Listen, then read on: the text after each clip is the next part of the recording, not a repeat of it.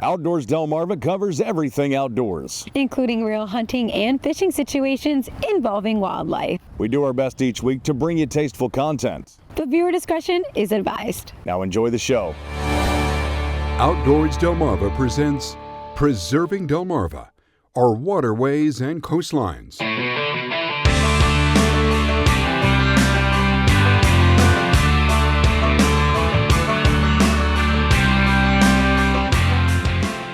Welcome to Outdoors Delmarva, the show that celebrates our communities, our cultures and traditions, and the places we call home. My name is Jason Lee. And I'm Lauren Hitch. And Jason, I'm so excited for our special this week. I am too, and we have a lot to cover in a very short amount of time. Well, then we had better get to it.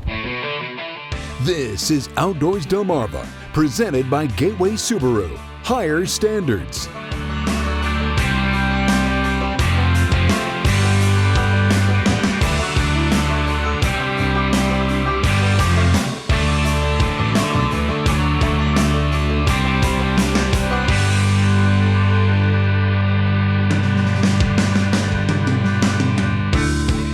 And now, here are Jason Lee and Lauren Hitch.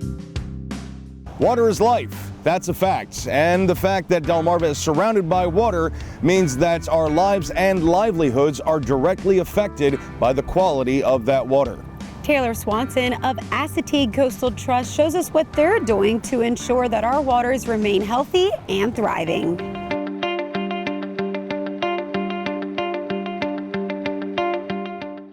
Well, we're here on the backside of Isle of Wight, which is this island right here in between the two Route 90 bridges, which connects over to Ocean City. So this is our first of 11 sites that we do weekly on our monitoring program. Isle of Wight is a cleaner site than most of the ones we get. It gets significantly more flushing from the inlet and from being out in more open water. It has water coming from St. Martin's River. It also has water coming from Assateague Bay. So this is almost, in a way, our control group. This is a site that very rarely fails, but we test it additionally because it's a known swimming hole. So we test it both to make sure that people who are here are safe, but also it gives us a great baseline for the other sites that we are going to. First thing we're going to do is I have a probe that we'll put in the water that's going to measure our water temperature. It's going to give me a salinity reading. It's going to give me conductivity, which is a reading about the quantity of stuff in the water that can conduct electricity. We're going to get the pH from that as well. After that, I'll use a common scientific instrument here, which is called a Secchi disc. And this is how we're going to measure the water depth and the water clarity today. So I've dropped this in, and however far down I can see it, it then got little marks on it that tell me the depth in feet. And finally, we are going to take a sample, which I'm going to collect in this bag right here. And this is going to be brought back to our lab, and we are going to pipette out a portion of this sample and then add a chemical compound to it that is then going to help promote the growth of any bacteria that's in here.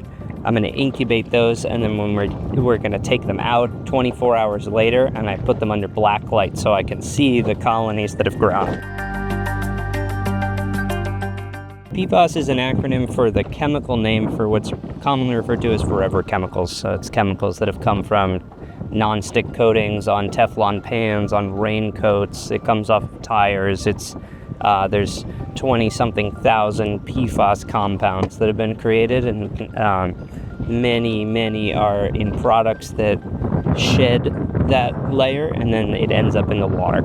And it's problematic because that molecule, one end is hydrophobic, the other end is hydrophilic. So one end bonds to us, it bonds to tissue in fish, in crabs, in the worms that live on the bottom.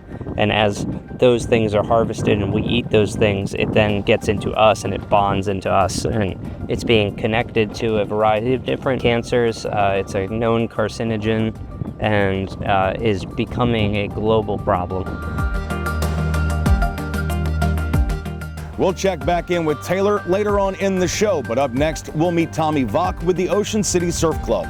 Preserving Delmarva, our waterways and coastlines continues when Outdoors Delmarva returns. You're watching Preserving Delmarva, our waterways and coastlines, an Outdoors Delmarva special presentation. Spending time at the beach is one of the true pleasures we get to enjoy here on Delmarva. And as Tommy Vach of the Ocean City Surf Club explains, we all share in the responsibility of keeping our beaches beautiful and safe. Tommy, talk to us about the Ocean City Surf Club. Okay, well, the Ocean City Surf Club is a nonprofit, all-volunteer organization. We were founded and established in 2014, so this is our 10-year anniversary. And we do a lot for the community across the spectrum. We give away educational scholarships for high school seniors here in Worcester County. And we have youth mentoring programs like our Surf Into Integrity program with the Stephen Decatur Middle School, where we teach 7th and 8th graders life lessons in the classroom, and then we take them out to the beach on the following Sundays and we teach them surf lessons and how the lessons they learned in the classroom pertain to the ocean and the beach and the environment. So that's a very powerful program that is 9 years running. We have our main program there is our Adopt Your Beach program, which we'll talk about a little bit more. But that's where individuals, families, corporations, anyone can go on our website and sign up to adopt a beach, any street they want or multiple streets, and they agree to clean the beach up 4 times a year. So this way we get people involved in helping keep the community clean all year long. So in addition to that, we do have organized beach cleanups where we get people join together. We get different organizations, nonprofits that join together, do big beach cleanups. We also have school groups and church groups that come in, and we provide them with gloves and bags and things like that to clean up the beach, the bays, and also the streets in Ocean City. So if there's somebody out there and they don't have to necessarily have kids, or maybe they only come down to the beach once a year, but you know what, they do care about this because it is their home. How do they get involved with the Ocean City Surf Club? Okay, so anyone at any time can go to our website, ocsurfclub.org, and they can go under programs and click on Adopt Your Beach, and they can sign up for that program. It doesn't cost anything. It's completely free. And so when they do that, they kind of pledge to clean the beach up on their own time, wherever they want, as many streets as they want. Picking up trash doesn't have to be boring. If you get the right group of people and do it so where you can have a little fun with it, then it's almost second nature. You're just outside enjoying, the Delmarva outdoors, and you're not thinking about actually picking up trash or having some fun. Did you know that Assateague Island is 37 miles long, with 2/3 being located in Maryland, with the southern third located in Virginia? Did you know that Assateague Island was once connected to Fenwick Island, but a hurricane in 1933 created the Ocean City Inlet, separating the two landforms? And did you know that with the implementation of the artificial jetties in Ocean City, that the erosion process is causing the island to move westward? Now you do. Did You Know is sponsored by North Bay Marina. Again, if you'd like to get involved, go online to ocsurfclub.org or simply pick up a piece of trash and throw it away, because every little bit helps. Preserving Delmarva, our waterways and coastlines continues when Outdoors Delmarva returns. You're watching Preserving Delmarva, our waterways and coastlines, an Outdoors Delmarva special presentation. Back in the mid-'80s, Scorchy Tulls took a trip to Fox's Island in Virginia to learn about the conservation efforts of the Chesapeake Bay Foundation. And if there was ever an advocate for preserving Delmarva's waterways and coastlines, it was the legendary Scorchy Tulls. Honoring the life and legacy of Scorchy Tulls, thanks to Shorts Marine in Long Neck, Delaware. Shorts Marine, everything but the water. They call it the Lodge. It's one of the Chesapeake Bay Foundation's 12 centers that blanket the bay. From April to Thanksgiving, it's a home away from home for a goodly number of the 27,000 students the foundation takes out for 3-day field trips each year. The Lodge, located on Fox Island, Virginia, 2 miles south of Crisfield, is there for a very important purpose.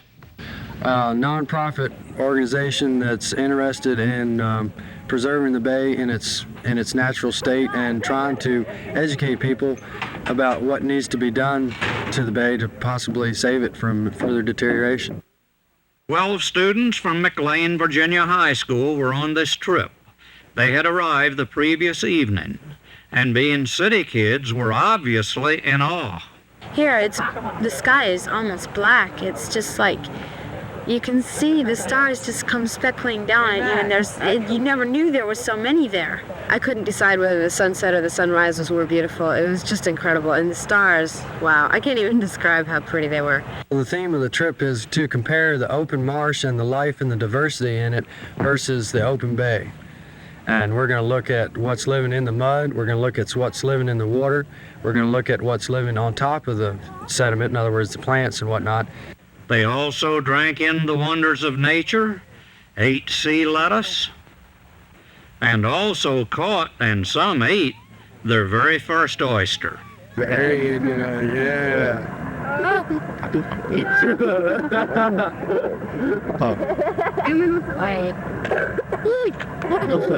Might have tasted. It's really exciting for me to work down here and work with these kids and to watch their eyes when they discover something. It's amazing to see the wonder in their faces. Last night, that sunset was just incredible because right when it hit the horizon, it was only like 5 minutes before it was gone, and I never knew it went so fast. Scorchy Taws wandering our Delmarvelous land for WBOC News. We're going to check out your latest photos right now. Thanks to our friends at North Bay Marina.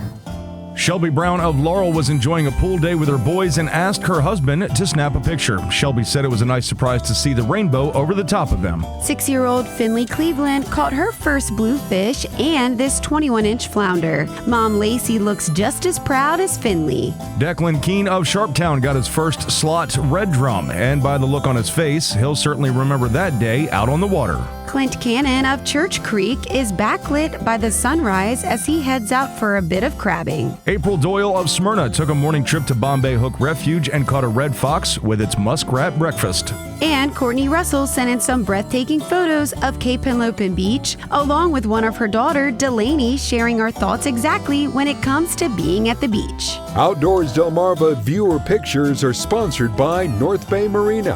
Outdoors Delmarva will be right back. You're watching Preserving Delmarva, our waterways and coastlines, an Outdoors Delmarva special presentation. The ocean is the most powerful force in the world, so it takes a great deal of effort to keep it from reclaiming the land. Carly Toulon and Billy Weiland of Maryland Coastal Bay's program took me on a tour in the Chesapeake Bay to see those efforts for myself. We're taking you to a living shoreline that we implemented several years ago to help reduce erosion, create resiliency, and create habitat. We're going to implement the same thing over here. What you're seeing there, that's the visitor center for Assateague Island National Seashore. And the projects, it'll run pretty much from directly out in front of the observation deck at the visitor center there and run the whole length here right up to just a little north of this house here on the end. And you'll see when we get up here to the living shoreline, it implements a series of headlands with gradual slopes from the shoreline channel work. Again, to help break up some of that erosion when you get like high storm events with high wind and swell energy. And so up here at the living shoreline, we'll see in a second, it's sort of a smaller version of what we're trying to do here. It's on the south side of the Verrazano Bridge. But one of the biggest things you want to note is all of the trees that are falling into the water. Every year, that shoreline erodes more and more. It's been a drastic, really fast erosion on this side. There's a lot of wave energy that comes and hits this shoreline. And there's also a pretty decent seagrass bed out there. So, we kind of have to balance this role of, protecting seagrass habitat while also protecting shoreline habitat. The other thing is not just the ecological significance of this shoreline, but also the human component. I mean, before this shoreline was put in place, as Billy had mentioned, there was a steep drop-off, and it became unsafe for people to come and recreate here. So we worked with community to identify their needs as well. And as you can see, there's, kids, there's families that are enjoying the shoreline. Almost any day you come out here, there's somebody launching a kayak or fishing off the tombolos. So we wanted to create habitat for both, the coastal bays critters, the birds, the horseshoe crabs, all of those things. But we also wanted to provide a safe place for people to recreate and enjoy our coastal bays watershed. The Maryland Coastal Bays program was founded in 1996, so we are going into our 28th year. We get funding from EPA to help implement restoration, scientific monitoring, environmental education, and outreach programs. One of the things that Coastal Bays is we rely really heavily on our community. We are a community-based organization, and we would not be able to accomplish all of the work that we do without the help of our local, state, and federal partner agencies, our community organizations, and our volunteers. We have a really great core group of volunteers that's continuously growing every year, and we would not be able to do all the work that we accomplish every year without them.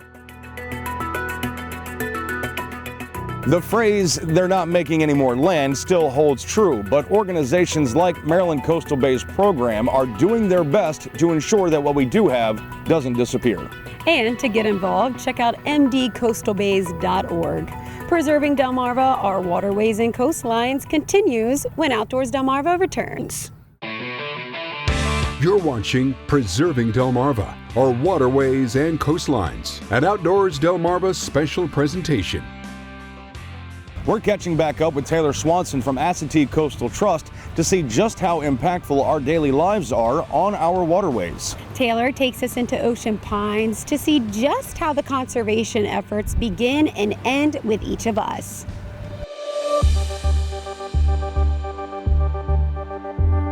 The water here doesn't flush well. It has all of these canals around us, this cove, they all only have this one outflow here. And so the water doesn't exchange very readily. So especially this time of year after the fertilizers from people's lawns have gotten in, motor oil or other cleaning products that they've used in their driveway have gotten in the water. All that sits stewing here for a huge part of the summer. And we see quite high bacteria levels here compared to certain other places we monitor.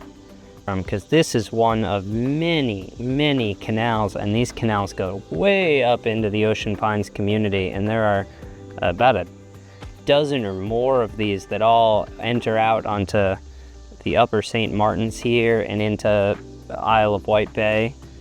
And we have now started working with the community leaders here in Ocean Pines and the Marine Advisory Committee and their environmental committees to put together a trial study where we're going to have citizens from this community helping us monitor the water far up in the canals, so we can really start to get a picture of what is coming out of these canals to spots like this before it goes out into the water.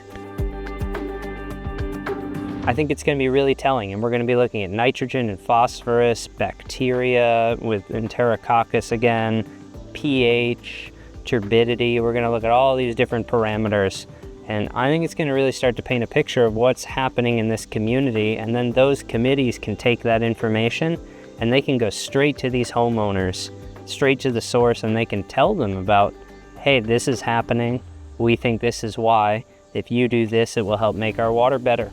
And this is their home, whether it's full-time or part-time, and I think everyone who's here wants to see this water be cleaner.